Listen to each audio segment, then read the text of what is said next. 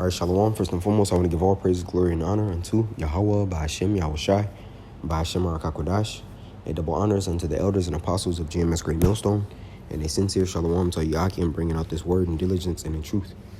Hey, now, this is going to be a response, quick response to the Spirit on, the man that calls himself an apostle, basically saying that Jacob's trouble is not meant for Jacob, but basically he said that Jacob's trouble is meant for those who have oppressed Jacob, which is false, man. The scriptures clearly tell you, that, matter of fact, and I'll start with this in the book of 1 Peter 4. It's 1 Peter 4 and 17. And it reads, "For the time has come that judgment must begin at the house of Yahweh Ba'ashem Yahushai," which is who are the Lord's people? Jake, man. Israelites. Jacob. You so-called Negroes, Latinos, and Native Americans.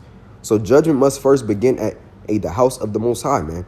Which means what? Yahweh Ba'ashem Yahushai is going to bring hell, tribulation, and anguish upon Jacob. It says, "And if it first begin at us, what shall the end be of them that obey not the gospel of Yahweh Ba'ashem Yahushai?" And read 18, "And if the righteous scarcely be saved," showing you if the righteous scarcely be saved, that means they had to be going through a period of tribulation, of hell. In order to be scarcely saved, that means you had to be in straits. You had to be in scenarios in which it seemed as if you would barely make it. Or you had no hope. I'm not saying you didn't have any hope, but saying it looked as if there was no hope. But through their faith, Yahweh Ba'ashem Yahushai, granted them what? Deliverance, man. Because ultimately the elect are the ones that are found no God within their mouth, meaning what? They're washed by the blood of Yahweh Shai. Right? It says, "If the righteous scarcely be saved, where shall the ungodly and the sinner appear?" So this is for Jacob, man. That's why it's called Jacob's trouble. Jake tries to twist these scriptures to make him say something else. You telling Jake there ain't going to be no hell? This is basically the Christian church saying, the pre-tribulation rapture, which is bullshit. It's bullshit, man. What's that? I believe Ezekiel. It says, "I will cause that proverb to cease." Basically of prolonging the times.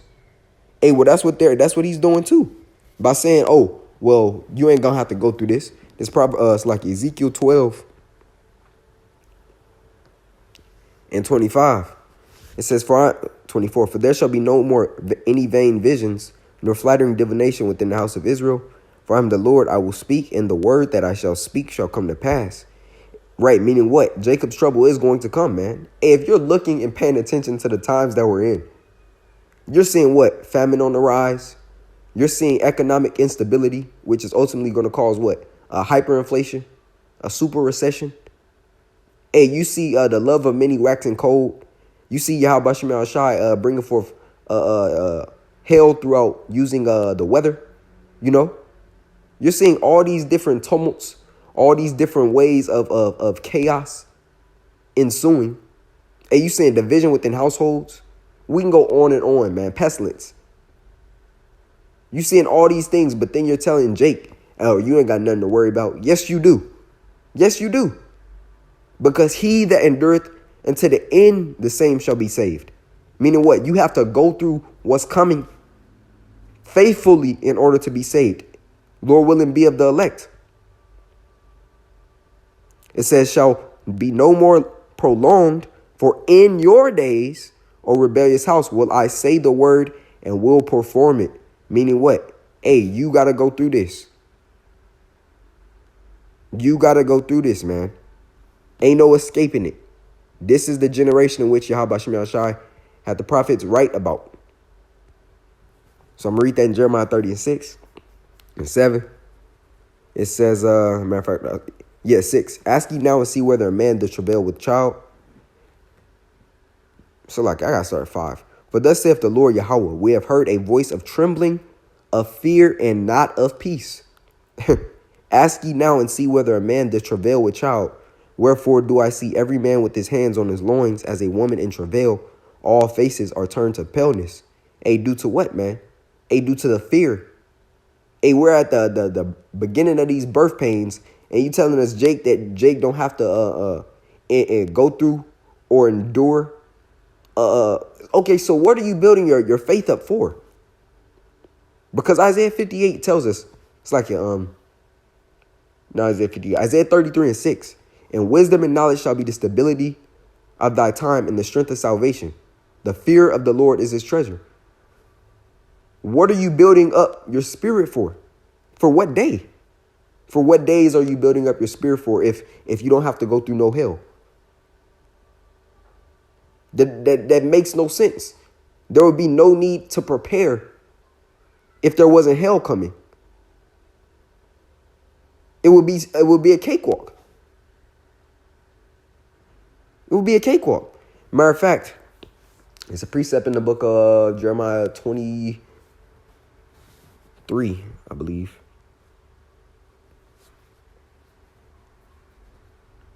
Yeah, right here. Jeremiah 23 and 7. Therefore, behold, the days come, saith the Lord Yahweh Bashim Yahushai, that they shall say no more, the Lord liveth, which brought up the children of Israel out of the land of Egypt, right? Speaking of our past Exodus, we need a deliverer. So Yahweh Bashim Yahushai used Moses, right?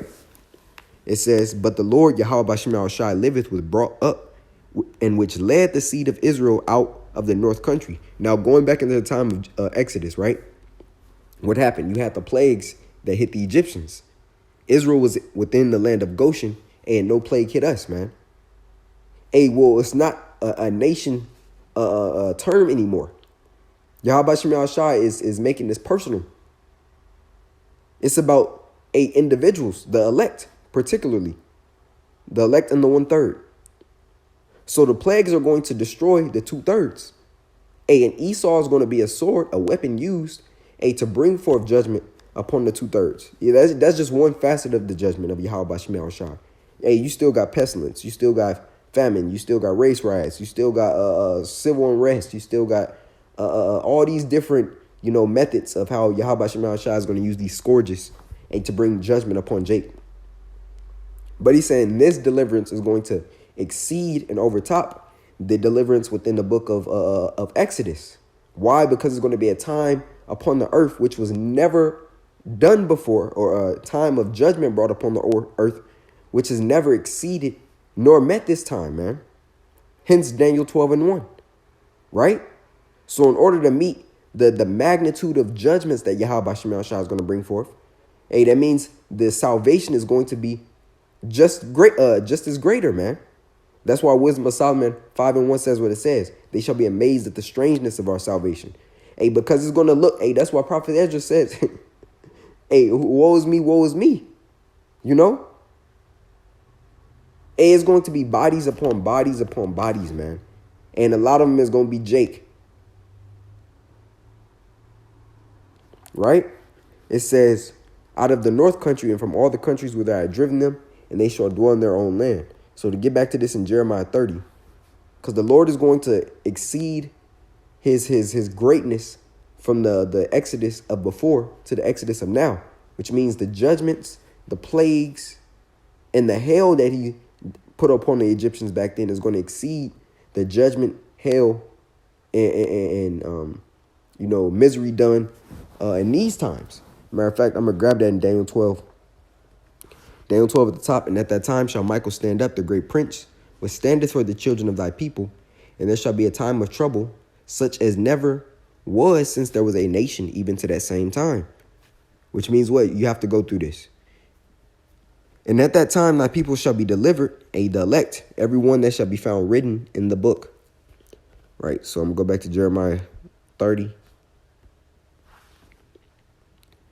It says, ask ye now and see whether a man did travail with child. Wherefore do I see every man with his hands on his loins, as a woman in travail? All faces are turned into paleness. Alas, for that day is great, so that none is like it. It is even the time of Jacob's trouble, but he shall be saved out of it. When you read in NLT, in all history, there has never been such a time of terror. It will be a time of trouble for my people Israel. The lesson is over, man. For my people Israel. Yet in the end, they will be saved. Not all, but the elect. The scriptures even talk about some of the elect being martyrs and beheaded. Why would they be beheaded if the times weren't a lamentation, mourning, and woe? If it wasn't war, if it wasn't hell.